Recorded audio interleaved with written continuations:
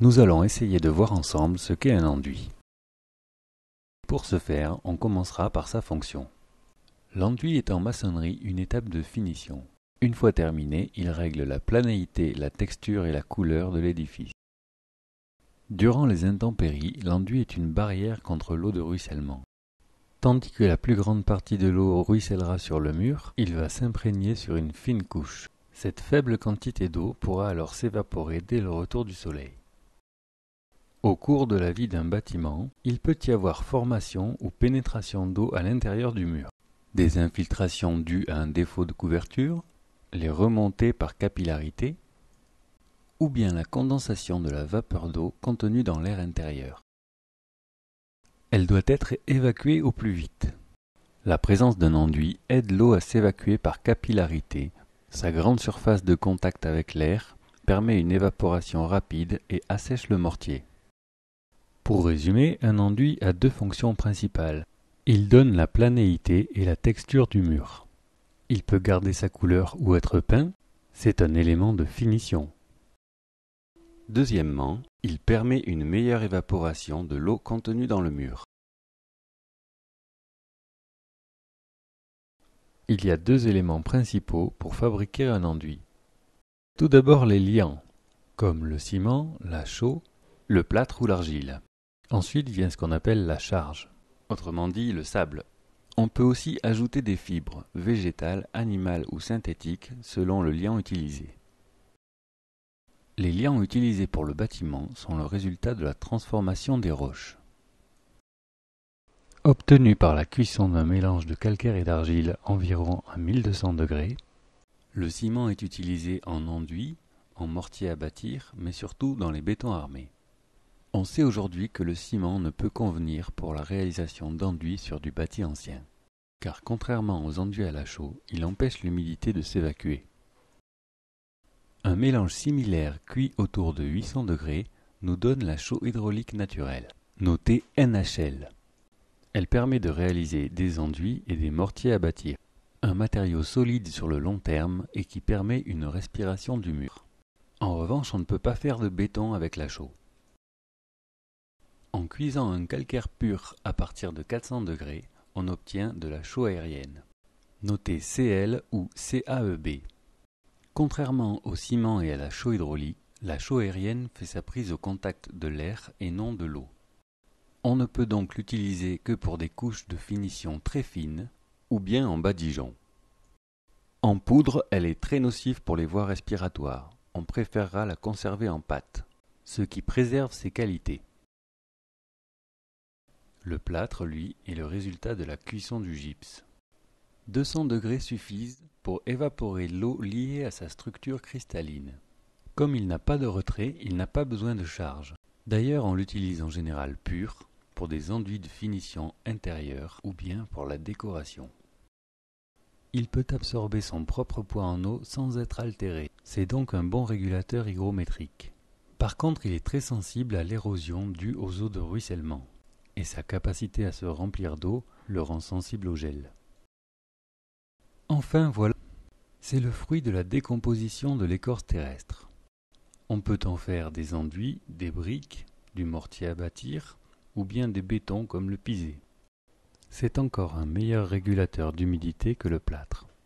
Mais il est encore plus sensible à l'action de l'eau car il est complètement réversible. On doit donc l'utiliser en étant sûr d'être hors d'atteinte de l'eau. La qualité du sable joue un rôle prédominant dans un mortier. Il doit contenir des sables grossiers. Ce sont eux qui donneront à l'enduit sa résistance. Leur taille doit être à peu près l'équivalent de la moitié de la couche d'enduit. Les grains de taille intermédiaire et fine viendront s'intercaler pour empêcher le mouvement des gros éléments. La granulométrie est exprimée en millimètres. On notera un sable tamisé à 2 mm, un 0,2. Cela signifie qu'il contient toute la palette des sables de 0 mm à 2 mm. Le liant, lui, doit être en quantité suffisante pour enrober chaque grain de sable. S'il y a trop de liant, les grains s'éloignent. Cela se traduira par des fissurations ou le décollement de l'enduit, dû au retrait de séchage. S'il n'y en a pas assez, les grains ne seront pas tous collés et l'enduit sera donc fragile. La plupart des enduits sont appliqués en 3 couches. La première s'appelle le gobti. Très fine et très chargée en liant, son rôle est de coller des grains de sable à la surface du support. Le plâtre et la terre sont très collants et ne nécessitent pas toujours un gobti.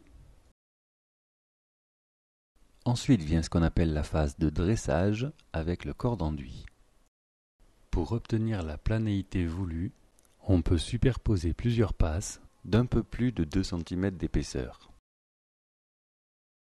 La couche de finition réglera la texture voulue. Attention, plus on s'éloigne du support, plus on baisse le pourcentage de liant dans le mortier. On dit qu'à épaisseur égale, une couche grasse arrache une couche maigre.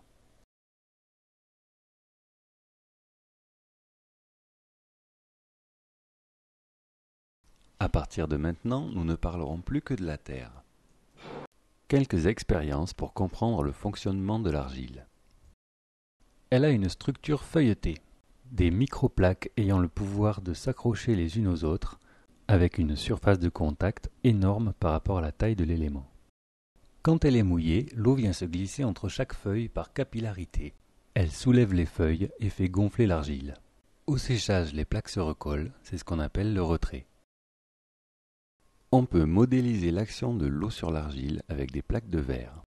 Quand on les mouille, l'eau s'infiltre entre les plaques et crée un effet de ventouse. Bien qu'elles soient collées, elles peuvent glisser les unes sur les autres comme le ferait un ski. C'est un phénomène appelé tensioactif. On comprend mieux les possibilités de moulage et de modelage de l'argile. On peut lui donner une forme qu'elle conserve, et ses propriétés collantes sont très appréciées en maçonnerie. Un mortier très collant est beaucoup plus facile à appliquer. Une caractéristique assez pratique pour le montage d'édifices comme des coupoles, quand le montage des briques approche de la verticale.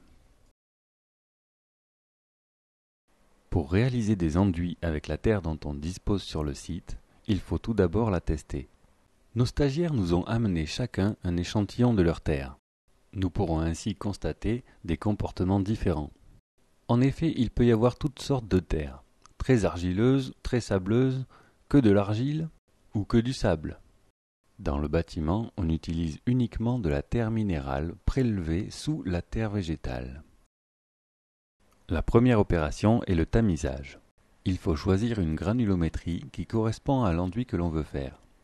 Pour un corps d'enduit de 2 à 3 cm d'épaisseur, on tamisera environ à 8 mm.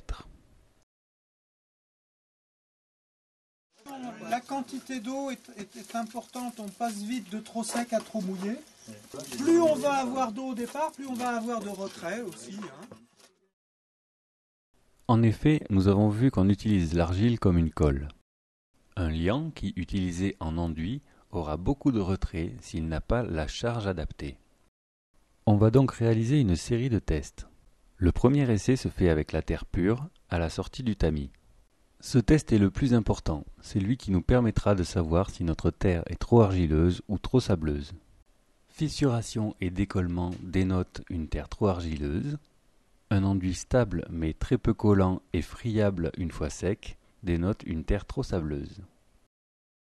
Les terres qu'on trouve en France contiennent en général trop d'argile. Si une terre contient trop de sable, on peut essayer de l'améliorer en la mélangeant avec une terre plus argileuse. Pour une terre qui contient trop d'argile, il faudra trouver le bon dosage de sable ou de fibres pour que le retrait se fasse uniquement dans l'épaisseur de la couche. Chaque essai doit avoir la même taille, la même épaisseur et la même quantité d'eau. Après l'essai de terre pure, on mélange un volume de terre au même volume de sable, et ainsi de suite sur 2 ou 3 essais. Les fibres végétales sont aussi utilisées pour limiter leur retrait dans les enduits.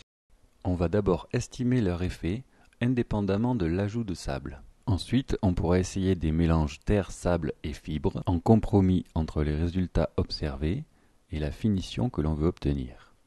Ici, les pourcentages sont exprimés en volume. Pour interpréter les résultats facilement, il ne faut modifier qu'un paramètre à la fois. Voici une palette d'essais après séchage. Sur l'essai de terre pure, la tension occasionnée par le retrait crée non seulement des fissures, mais en plus elle cisaille la zone d'accroche entre l'enduit et le mur. Le décollement se produit dans les 2 à 3 jours. On approche du bon dosage quand on utilise au maximum les propriétés d'enrobage de l'argile, c'est-à-dire qu'elle enrobe chaque grain de sable, mais qu'elle ne pourrait plus en absorber. Dans ce cas, les grains de sable sont si proches et si imbriqués qu'ils s'opposent au retrait dans le plan du mur. Le seul retrait possible se fait donc dans l'épaisseur. Dans ces conditions, il n'y a ni fissure ni décollement, une bonne tenue et une bonne solidité. Au-delà de la saturation de l'argile, la couleur des grains de sable est visible dans la gâchée et sur les essais. Dans ce cas non plus, il n'y a pas de fissure car le retrait est maîtrisé. Par contre, le manque de liant donnera un enduit fragile et friable.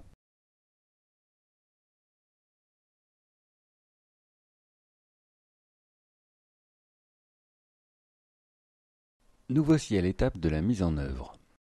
Dans ce chapitre, nous aborderons 3 points.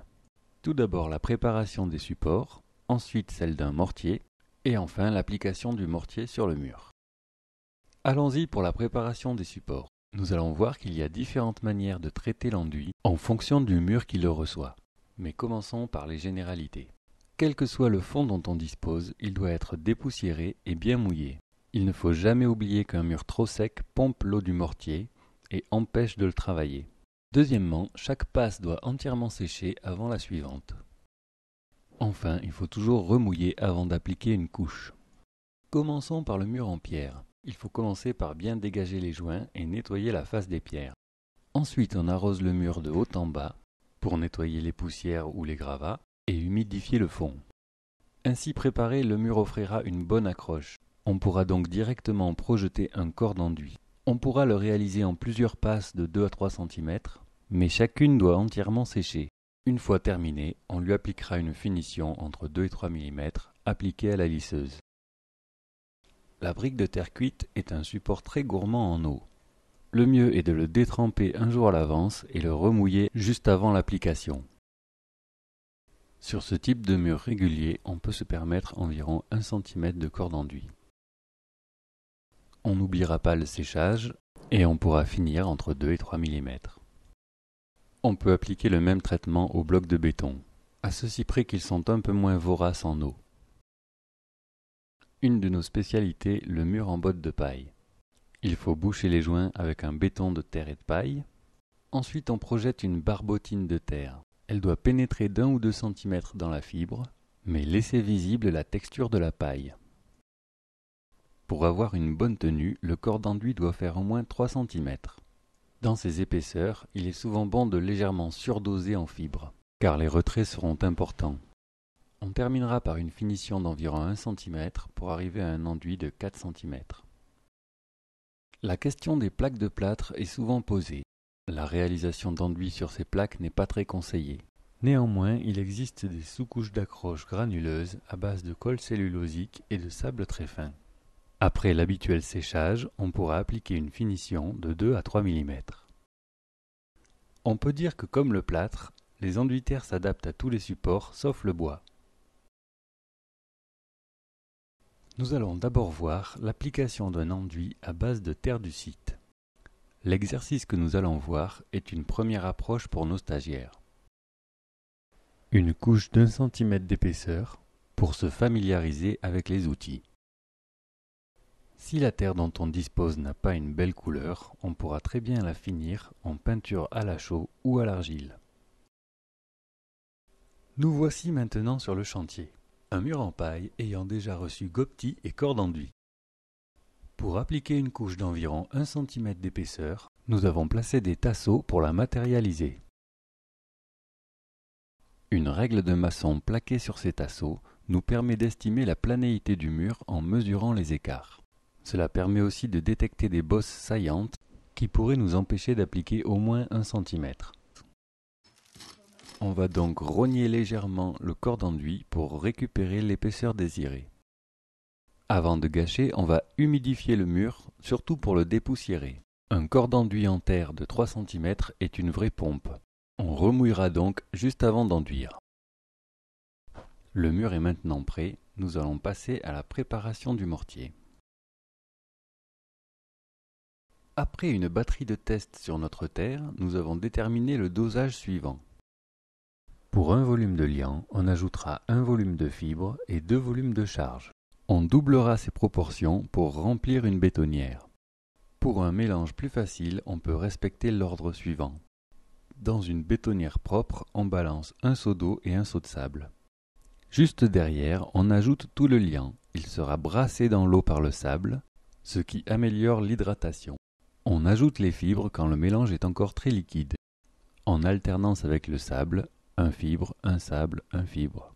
On terminera par les derniers seaux de sable, plus l'eau nécessaire pour régler la consistance du mortier. Il doit être bien mouillé et glissé au fond de la bétonnière. Au total, on aura mis dans la bétonnière 20 litres de terre, 60 litres de charge et 15 à 20 litres d'eau. Malgré tout, on n'obtient qu'un peu plus de 60 litres d'enduit. En effet, le liant et l'eau se mélangent pour ne remplir que les vides de la charge. On ne tient donc compte que du volume de charge. Nous voilà prêts à passer à l'application. Commençons par le matériel. Au pied du mur, le maçon a besoin d'une auge pour sa réserve de mortier, on l'appelle aussi une gamate, d'une taloche et d'une truelle pour l'appliquer sur le mur et le travailler ensuite. Enfin, il lui faut un seau d'eau et un mouilleur pour maintenir un taux d'humidité stable dans son mortier et sur le support. Il y a différentes manières d'enduire un mur. On peut projeter l'enduit à la truelle. Il existe aussi des machines à projeter. C'est la technique qui donne la meilleure accroche pour les enduits. On la préférera pour les gopetis et les corps d'enduit. On peut aussi l'appliquer délicatement à la taloche ou à la lisseuse. On préférera cette solution pour les enduits de finition car elle permet d'avoir un état de surface quasiment lisse dès l'application. Il faut quelques heures d'entraînement pour prendre le coup de main. La difficulté est de bien orienter la truelle pour jeter le mortier face au mur, le tout sans rien faire tomber par terre. Si le mortier n'est pas jeté face au mur comme sur ce mouvement, il va le frapper de biais, puis il va rebondir, arraché par son propre élan. Quand on débute, on passe beaucoup trop de temps à essayer de lisser ce qu'on vient de poser sur le mur. La couche d'en dessous tire l'eau du mortier et le fait durcir. Il va falloir remouiller pour que l'enduit reste malléable et pour pouvoir finir le panneau. En finition, il faut faire le moins de raccords possible. Vous voyez là, si on ne le travaille pas tout de suite, on va être mal. Donc, il faut déjà bien le remouiller parce que sinon, on ne va pas se Est-ce que ça fait longtemps travailler avec la règle, tu veux dire, un égalisé? Oui, mais si tu veux là, t'en as pas assez. Ouais. Ah, il faut en remettre dessus. Oui, avec la règle, tu touches pas. Ouais. Donc il faut que ta règle, on enlève de partout. Donc ça veut dire que quand tu l'as mis, t'en as pas mis assez. Ah, donc il faut qu'on démorde à chaque fois. Donc là, à ce niveau-là, on est dans une couche de finition. Il faut en mettre du premier coup suffisamment. C'est pas la peine d'en mettre de partout si t'en as pas assez en épaisseur. C'est m'en remettre un peu de partout.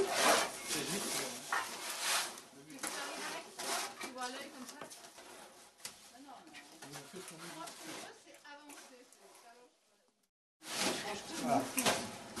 Bon, allez, la règle. Aligner en bas et aligner en haut. Et mon objectif, c'est d'en enlever un petit peu de partout. En passant ainsi la règle sur le mur, on enlève le mortier en surplus pour obtenir un mur plan. Les bourrelets qui se forment nous renseignent sur ce qu'il reste à faire. Au milieu, on n'arrache rien. Cela veut dire qu'il manque un peu d'enduit. On sait donc que dans cette zone, il faudra passer la règle quelques fois pour râper ses bosses, et ensuite on comblera les trous. On passe la règle dans les deux sens, en diagonale et toujours en remontant sur l'enduit. Quand elle devient trop lourde, on la tape à la verticale dans la gamate pour la vider complètement. Ainsi, on peut réutiliser le mortier après l'avoir remélangé.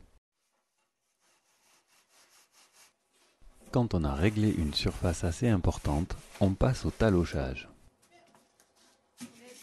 Avant de talocher comme avant de passer la règle, il faut nettoyer les tasseaux pour garder la bonne épaisseur.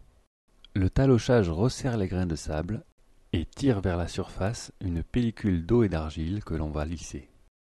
Il remodèle légèrement le mortier pour niveler les creux et les bosses. Suivant l'avancement de la prise, on peut légèrement remouiller pour faciliter le travail.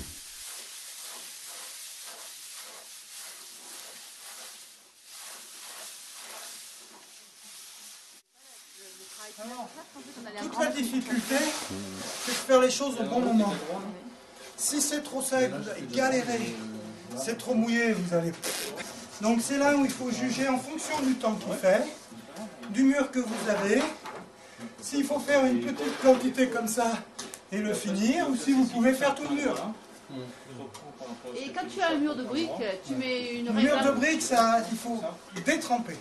Oui, mais tu as une règle en haut et en bas pour être à la. Alors, soit tu as ça, soit tu te mets un petit taquet, tu plombes, tu te mets un petit taquet en bas, tu te mets un boudin de mortier entre les deux, avec ta règle, tu te fais un boudin bien droit, tu fais la même chose de l'autre côté, Ah et ouais. puis tu règles comme ça. Un boudin de mortier de terre comme ça? Bah, le mortier que tu utilises comme mortier. Nous allons maintenant voir les techniques de finition pour les enduits décoratifs.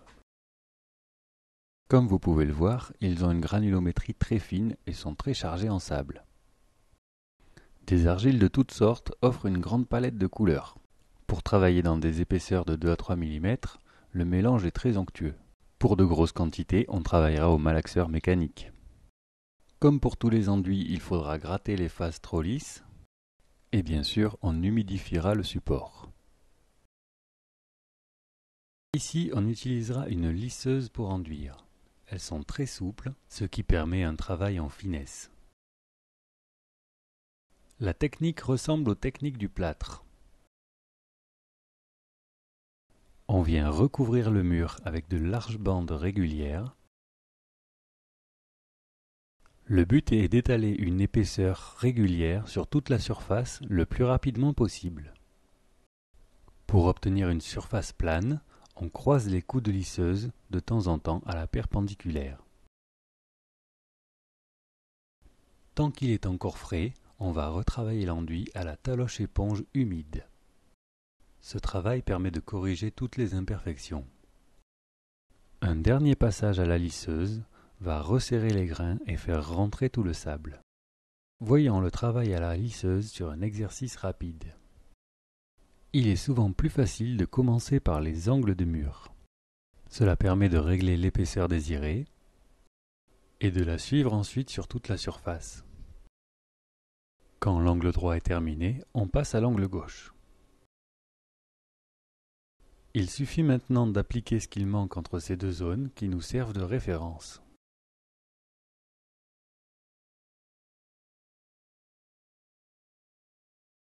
La régularité des gestes et celle des doses manipulées avec les outils sont une des clés pour réussir un enduit bien homogène.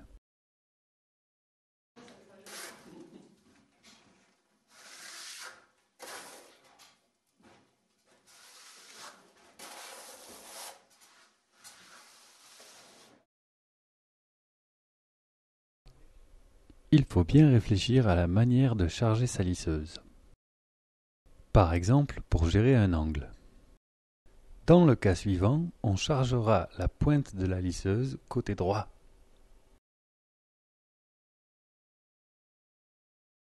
Pour l'angle à la verticale, cette fois, on chargera côté gauche.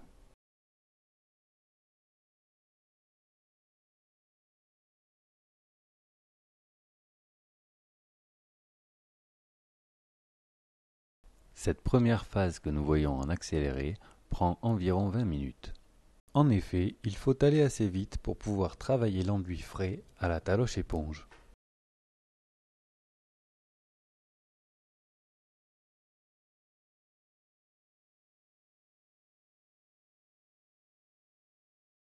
Il ne nous reste plus qu'à remercier Alain, un de nos stagiaires, pour cette belle démonstration avant de passer à la taloche éponge. Ce passage a deux effets.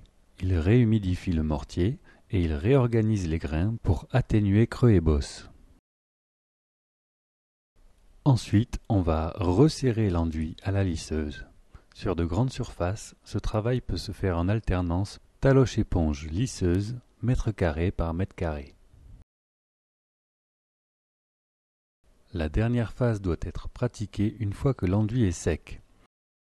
On vient réhumidifier la surface à la toloche éponge, puis on balaye les argiles avec une balayette. Cette action a pour effet de décrocher les grains de sable superflus et de coucher les feuillets d'argile. Pour cette étape, nous avons besoin de 2 seaux d'eau. Le premier pour rincer l'éponge et le deuxième pour la réhumidifier. Dans celui-ci, l'eau doit rester claire, on essorera donc l'éponge dans le seau de rinçage. Il faudra ainsi traiter toute la surface. Quelle que soit la terre utilisée, si les enduits restent apparents, c'est une phase à ne pas négliger. En effet, elle stabilise la surface et empêche un état poudreux. Elle permet aussi de révéler toutes les couleurs de l'enduit. Une fois les enduits terminés, les peintures à base d'argile nous offrent d'autres possibilités de décoration. Merci de votre attention et à bientôt pour de nouvelles aventures.